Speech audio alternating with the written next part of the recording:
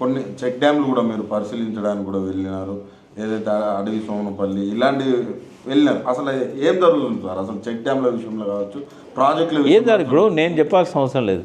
ఎఫ్ఐఆర్లలో 4 ఎఫ్ఐఆర్లు మేడిగడ్డ దగ్గర నుంచి అక్టోబర్ 21 రాత్రి పోలీస్ స్టేషన్లో ఇంజనీర్ కంప్లైంట్ ఇచ్చాడు. అక్టోబర్ 22 అది రికార్డ్ అయింది. ఎప్పుడు 2023. అప్పుడు ఇక్కడ ఎలక్షన్ షెడ్యూల్ వచ్చింది. కేసీఆర్ గారి చేతిలో లా అండ్ ఆర్డర్ లేదు, రెవెన్యూ లేదు. సో అప్పుడు ఎలక్షన్ కమిషన్ చర్యలు తీసుకోవాల్సి ఉండే. వాళ్ళు ఎన్నికలలో బిజీగా ఉండి ఆ ఎఫ్ఐఆర్ను పట్టించుకోలేదు. బట్ ఈయన ముఖ్యమంత్రి అయిన తర్వాత ఫస్ట్ చేయాల్సిన పని ఏంటంటే 500-600 కోట్లతో కట్టిన ఆ బ్లాక్, అంటే దానికి 4000 కోట్లైనా 500-600 కోట్లతో కట్టిన ఒక బ్లాక్ అది బ్లాస్ట్ అయింది. నేను అనట్లేదు, ఇంజనీర్ రాసిన రిపోర్ట్లో ఉంది. 2-3 కిలోమీటర్ల దాకా గ్రామాలలో ప్రజలకు పెద్ద శబ్దం వచ్చింది మేడిగడ్డ. అయితే అప్పుడు అనుకున్నాం ఎవరో చేసిందని అనుకున్నాం, ఇసుక మాఫియా చేయవచ్చు అని అనుకున్నాం.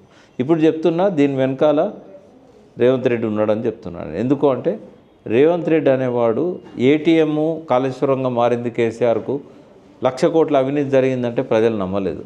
రేవంత్ రెడ్డి కాదు, రాహుల్ గాంధీ చెప్పినా నమ్మలేదు. కాబట్టి ఏదో ఒకటి చూపెట్టాలి కాబట్టి బ్లాస్ట్ చేశారు. అది అన్ని ఆధారాలని బ్లాస్ట్ చేసిన దానికి. జనవరి 24 ఈయన ముఖ్యమంత్రి ఉన్నప్పుడు హుసేన్ మియా వాగు చెక్ డౌన్ పేల్చడానికి డైనమేట్లతో పాటు డ్రిల్లింగ్ యంత్రాలతో పాటు అన్నీ దొరికినాయి. దొరికినా కూడా ఆడ రాసిండు ఇంజనీరు ఇది బ్లాస్ట్ చేయడానికి ప్రయత్నం చేసిందని. అయినా ఇప్పటి వరకు 2 సంవత్సరాలైనా చర్యలేదు.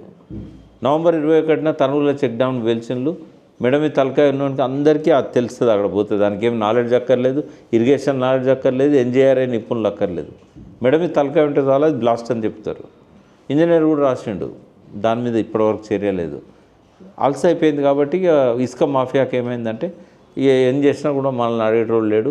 రోజుకు ఒక్క లారీ మీద ₹1,00,000 వస్తున్నాయి. అటువంటి 4,000 లారీలు పోతున్నాయి రోజు. 4,000 లక్షలు పర్ డే ఇన్కమ్.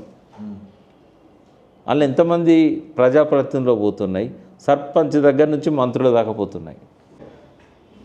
ఒక నీటిపారుదల శాఖ మంత్రి అన్నారం సుందిల్లో కూలిపోయినాయి అన్నాడు. మేడిగడ్డ అంటే బ్లాస్ట్ చేసిండ్లు, కొంతవరకు డ్యామేజ్ అయింది, కూలిపోలే. కూలేశ్వరం కాదు, అది కూలిపోలేదు, కొంత డ్యామేజ్ అయింది. 300 కోట్లు పెడితే అయిపోయేది, 3 ఏళ్ళ నుంచి కావాలని చెప్పి అది రిపేర్ చేయించలేరు. అన్నారం సుందిల్లో కూలిపోయినాయని ఒక భారీ నీటిపారుదల శాఖ మంత్రి అన్నాడు.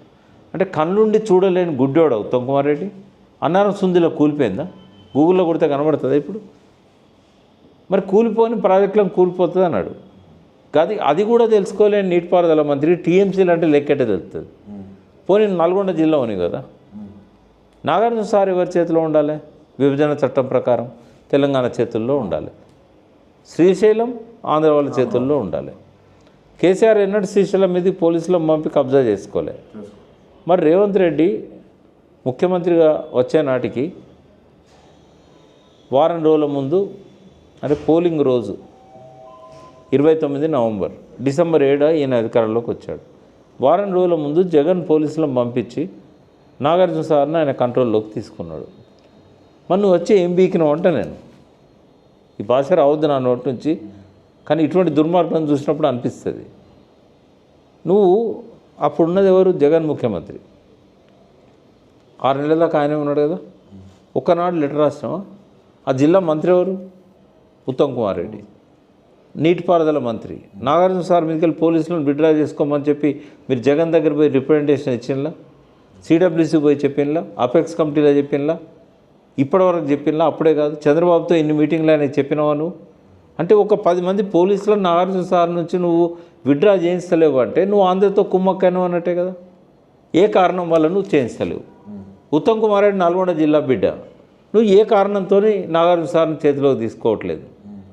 ఒక ఇరిగేషన్ ఇంజనీరు ఆంధ్రకి ఎన్ని నీళ్ళు పోతున్నాయో అని చెప్పి ఆడ పోయి లెక్కలు తీస్తుంటే ఆయన పట్టుకుని అరెస్ట్ చేశారు. తెలంగాణ చీఫ్ ఇంజనీర్ పోయి క్షమించండి, ఇంకొక ఎవరి చేతిలో ఉండాలి? అది తెలంగాణ చేతిలో ఉండాలి. ఈయన క్షమించమని అడిగింది ఎవరిని? ఆంధ్ర ముఖ్యమంత్రిని, ఆంధ్ర ఇంజనీర్లను. అంటే ఏ స్థాయికి తీసుకొచ్చింది తెలంగాణ? మా కడుపు మండదా? పెడతావా? పెట్టు, జైల్లో పెట్టు, పోయి కూర్చుంటా. కనీసం మనశ్శాంతి ఉంటుంది అక్కడ. ఈ దిక్కుమాలే ఫోన్లు రావు, ఏమైందని తాపతాపక అడగరు, ఆ టీవీలు కూడా చూడడానికి అవకాశం ఉండదు. సరే, ఈ ఉత్తమ్ కుమార్ రెడ్డి ఎవరైతే ఉన్నారో మొన్న మాట్లాడిన కేసీఆర్ ప్రెస్ మీట్ పైన ఏమంటున్నానంటే కొంచెం అవగాహన తెచ్చుకొని మాట్లాడాలి. మీరు లక్షల కోట్లు అంటే 25,000 కోట్లలో సీతారాం ప్రాజెక్టు కావచ్చు, దుమ్ముగూడెం ప్రాజెక్టు కావచ్చు, ఇవన్నీ పూర్తి చేస్తే 4 లక్షల ఎకరాలు పారేది. మీ వల్ల లక్షల కోట్లు వృధా అయినాయి. ఇంకా మీరు అవగాహన లేకుండా మాట్లాడుతున్నారు అనే కామెంట్స్ చేస్తున్నారు. అంటే ఎర్రగడ్డ పిచ్చోనికైనా సమానం చెప్పగలుగుతాం, కానీ ఈ కళ్ళుండి చూడలేని వాళ్ళు, చెవులుండి వినలేని వాళ్ళు, అవగాహన చేసుకోలేని అజ్ఞానులు వాళ్ళు చెప్పిన దానికి ఏం సమానం చెప్పాలి? కావాలని చేస్తున్నారు వాళ్ళు, కావాలని రాళ్ళు విసురుతున్నారు, కావాలని. రాజకీయంగానే కానీ సబ్జెక్ట్ పరంగానే అయితే అది జీరో నాలెడ్జ్. సార్ నెక్స్ట్ ఎట్లా ఉండబోతుంది?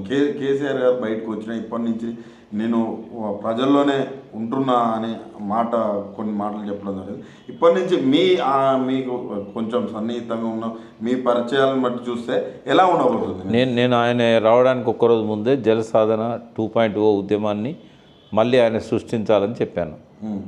ఆయన అసెంబ్లీలో అడుగుపెట్టద్దు, ఇటువంటి మర్యాద ఇవ్వని వాళ్ళ దగ్గర ఉండొద్దు, ప్రతిపక్ష నాయకునిగా ప్రజల మధ్య ఉండాలి.